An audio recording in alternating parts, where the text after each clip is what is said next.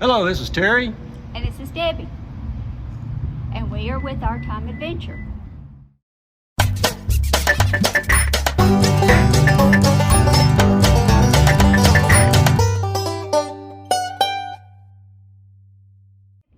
And today we are visiting Wetumpka, Alabama.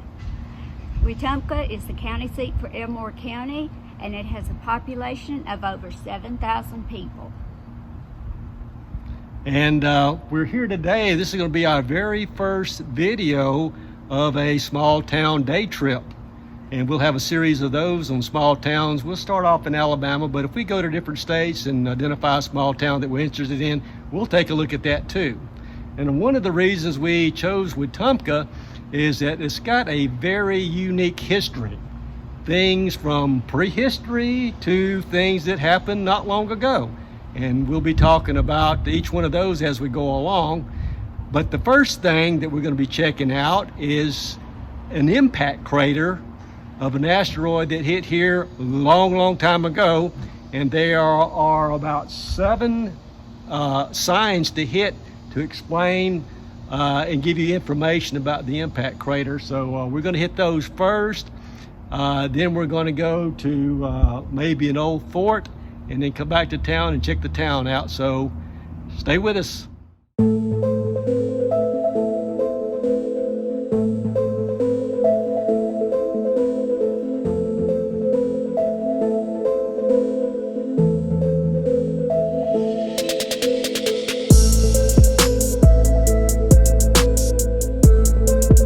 All right, we have arrived at the educational viewpoint number 1. And right now we are at the very northwestern rim of the crater. And from here, there are some rocks just to the left here that shows you exactly how the rock was structured after the impact. And here's the rock formation on the outside rim of the crater.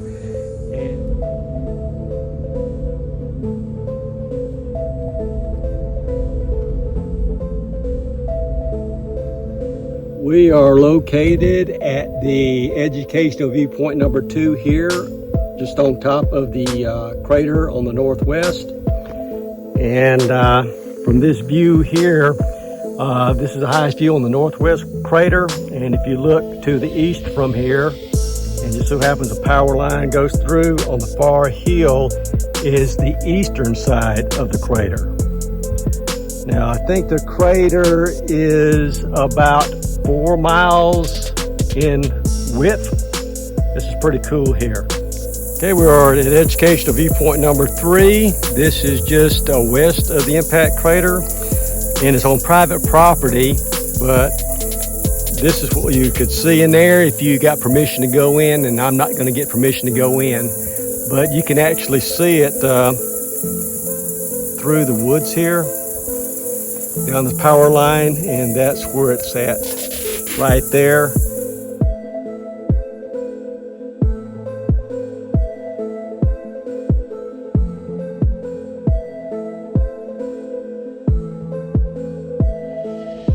We're in downtown Wetumpka, and this is one place we want to check out, and it's the River Perk.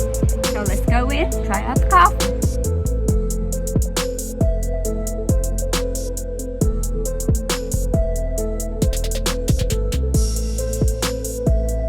I got an Americano, and what did you get? I got just a regular house coffee. And it's pretty good. They have a lot of other stuff, and they also got shakes and stuff like that too. So, and ice cream. Smoothies, Danish. We may be there this afternoon. I don't know. Let's go hit some more crater markers. Okay, we've reached educational viewpoint number 4. And here, we should be able to see hills like this, and these hills contain large boulders that came to rest near the center of the crater. But when you look at these hills, unfortunately, that's the hill right there. It's got trees growing on it now, so you can't really make it out anymore, but that is what it looked like right there. All right, we're at educational viewpoint number 5. And because this is a natural gas pipeline, it's cleared off, you can see the eastern rim of the impact crater. So let's take a look, and sure enough, the eastern rim of the impact crater right there. So number 5, we are right there in the impact crater. All right, we've arrived at the educational viewpoint number 6, and this viewpoint, we can see the highest part of the crater at 587 foot. So let's take a look over there and see what it looks like. All right, right across the river there, river's right here. This is the highest point of the crater where the antennas are here. All right, we're at the educational viewpoint number 7 of the impact crater. And here you can actually look in the Coosa River and see how the rocks are pushed up. Just another indication of the impact. So let's take a look in the river and you can see where the rocks are pushed up at. Here are the rocks on the south of the river. And we look over here and we see the rocks on the north of the river. And if you look close, you can actually tell how the rocks are pushed into the earth in the river at an angle like that. So yeah, that's pretty cool. Definitely an indication. And I believe in reading, and I'll make sure if it's not right, I'll put it on the screen here, but when they first started to explore this area, the first geologist noted that this river was kind of weird, especially with the rocks in here and there not being anywhere else. And he did some further exploration, and he was actually the first individual who discovered that this was definitely an impact crater. And of course, I'll mention his name or put his name up now.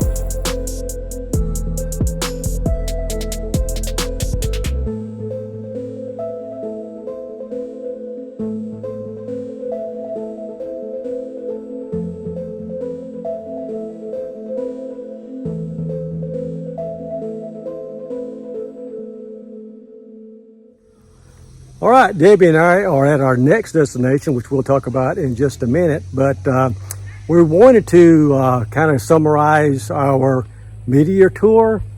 But the last place we stopped, it was the historical marker, was right beside a busy highway. You couldn't hear anything, but I've got pictures of it, and I'll show you guys. But just want to give you an idea of what I thought about the tour. It was neat going to see all the markers and understanding what the impact crater was all about and what you could see. I was kind of disappointed about some of the areas wasn't really maintained. So you could see kinda, but there wasn't anything spectacular that I thought that I would actually see.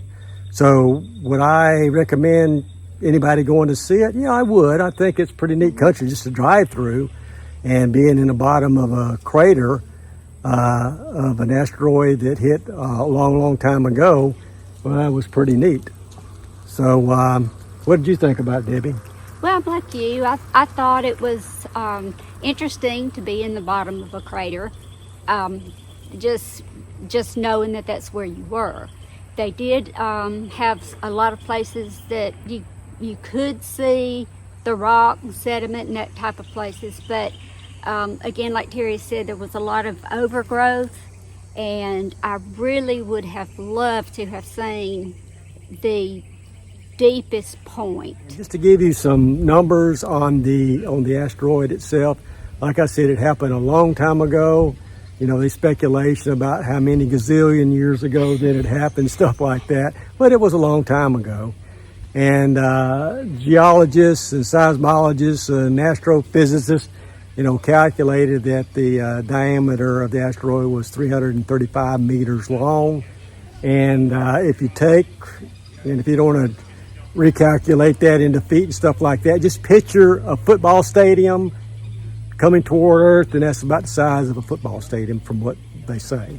And also to kind of put that in perspective, it was 180,000 times the power of the nuclear bomb that exploded in Hiroshima. And also to give you another idea of the power that was here was the Wetumpka asteroid that hit in Siberia in 1908. Well, it didn't really hit the Earth. It was actually an airburst.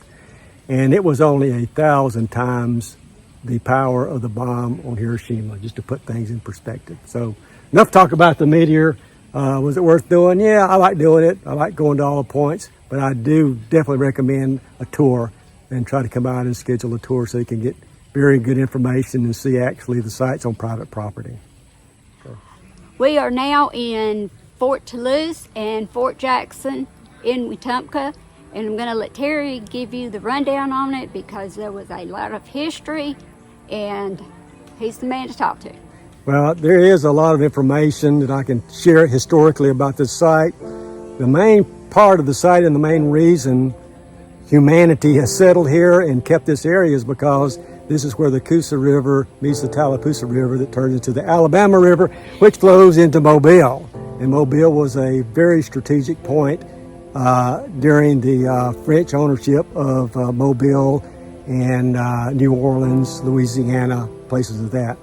But the first settlers here were actually the Mississippian Indians. There's a mound here that we're going to go to and check out. And that's where the chief would have his house on the mound, which is going to be pretty cool, I think. The British and the Indians had forts here. And if you look behind me is a recreation of Fort Toulouse number 3. And this was established to keep the British from coming from the colonies into French Hill territory. It was kind of like an early warning center here.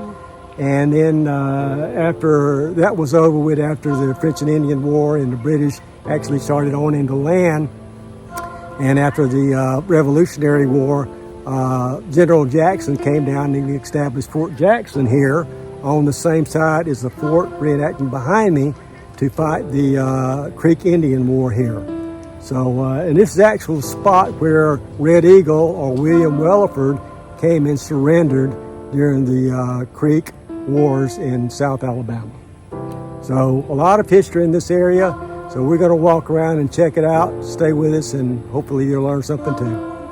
Oh yeah, and I forgot to tell you, they are having reenactments going on here of how the people actually lived. And so they've got things set up and they have people in period costumes and also the type of things that they do that they'll be telling us about. So that was a big surprise when we got here, so I'm waiting to hear that. That was a great surprise because it'll give you an idea of how people dressed and what they did. So that's going to be fun checking that out whenever we take a tour.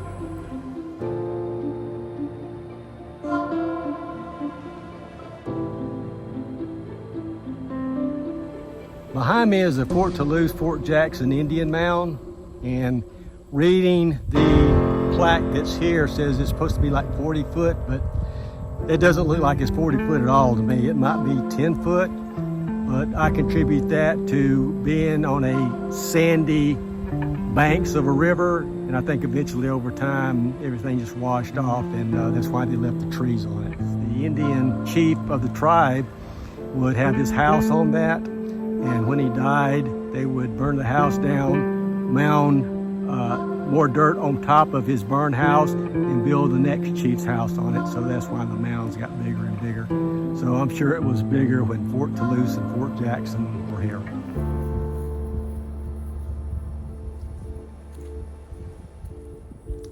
I can't really step back further to actually show you this, but this is where Fort Jackson actually stood. This is where I'm facing is toward the Coosa River, and the little mound there is where Fort Jackson was, and you can see where it's mounted up there, and it goes in that area. So the picture I had before, this is the original site of Fort Jackson. Fort Toulouse was actually built in 3 different sites very close to Fort Jackson here, and I think I've got that in the picture too.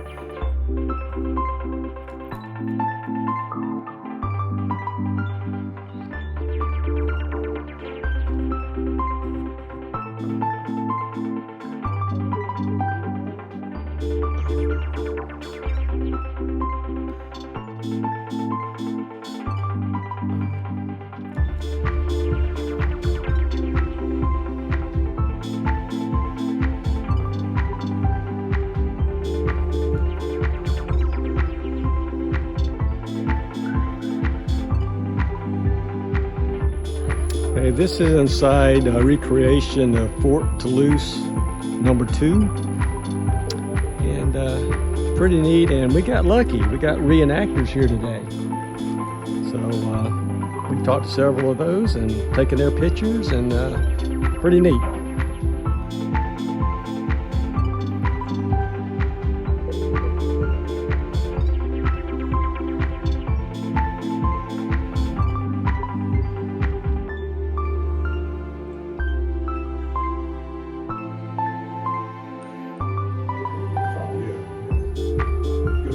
Traps, fishing. Welcome to the Commandant's quarters.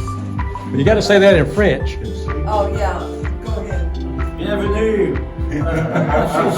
Bienvenue chez le commandant.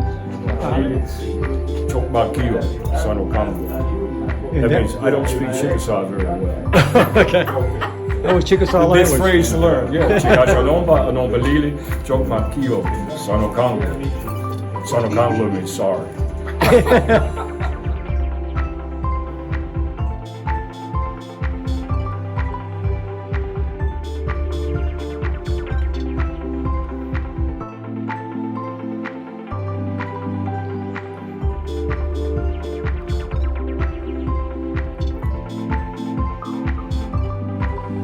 Okay, we just finished our tour of Fort Jackson, Fort Toulouse, and I liked it. I think it was pretty neat.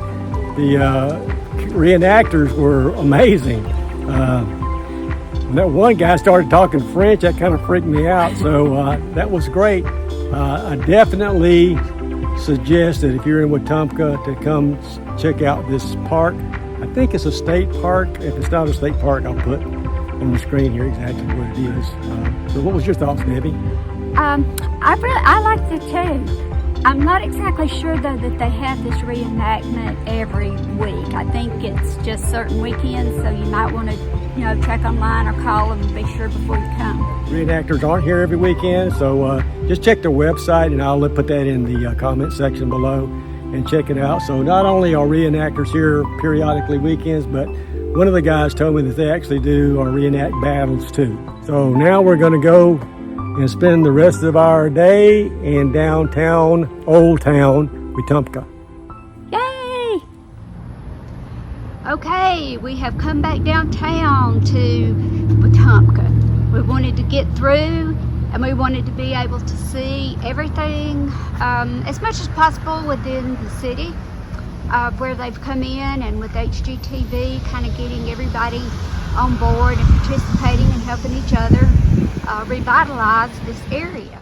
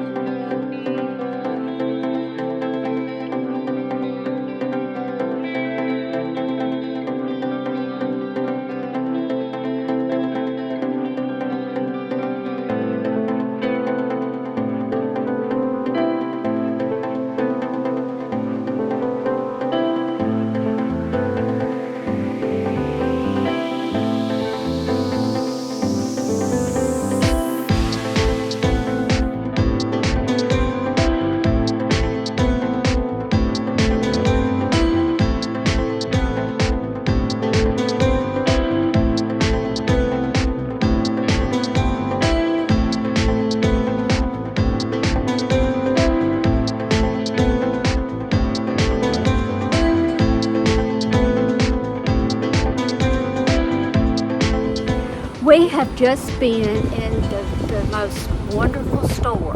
It's called River Rose, and it's on Main Street right here in Wetumpka. It was also one of the areas that the Napiers had helped with HGTV when they came down and just did some revitalization. The lady that's the owner of the River Rose has a door towards the back, and it says prayer room. And my husband and I got to talking to her about it, just in general to find out what it was.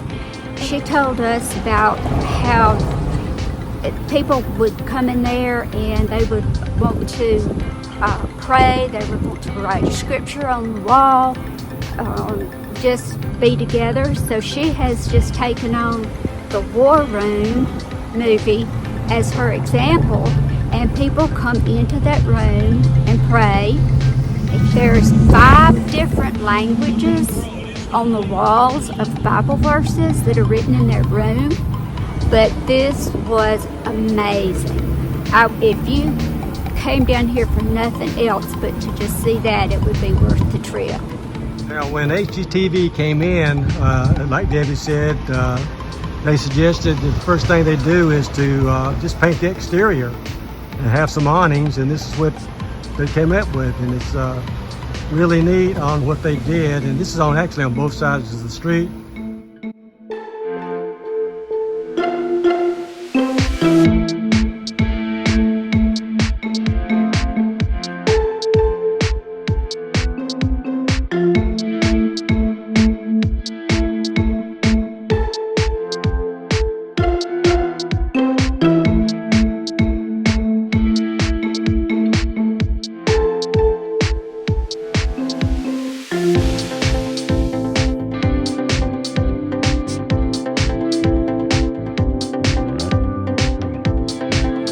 I got Reuben and chips and water. And Debbie, what did you get? You got lucky.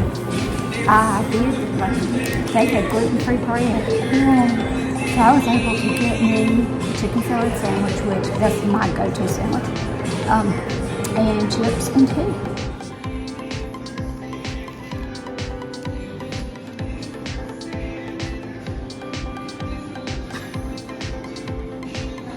Good luck with that.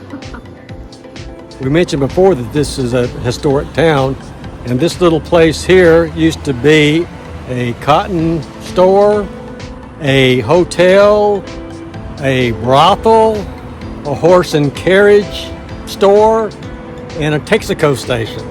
So I thought that was pretty neat. So right now we're going to head to the park. Nice dinner at the deli, Gold Star Park, and it's right on the Coosa River. And we're walking it, and it's really, really nice.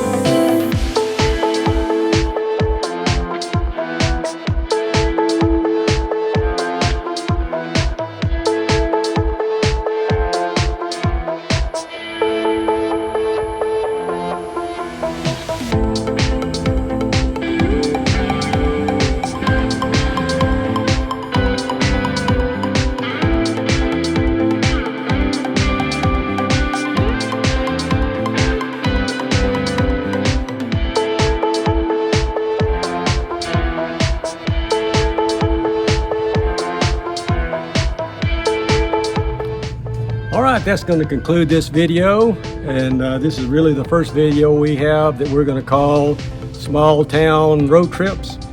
And what did you think about Wetumpka? I thought it was great. I loved the shops. I wish I'd had time to go in them all. But it's a great little town. It's a great one-day trip. Yep, and like I said before at the beginning of the video, the historic events of this place is kind of unique. Just about every shop you go into has got its own little historic story and things like that. And talking to the owners of the different shops and restaurants, you know, we stopped and talked to them, and like we knew them forever. You know, they would talk to us and really enjoyed having us as customers. And you just don't get that everywhere. You don't even get that in most small towns anymore anyway. So it was a good trip. I really enjoyed it. Anything else you want to say to close us out? I just want to say thank you for taking your time to watch our town. Please like, comment, and subscribe, and we will see you guys in the next video. Thanks.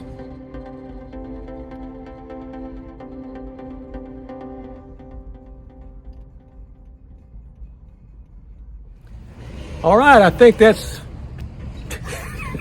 try to give information. There's a lot of historical information about the site.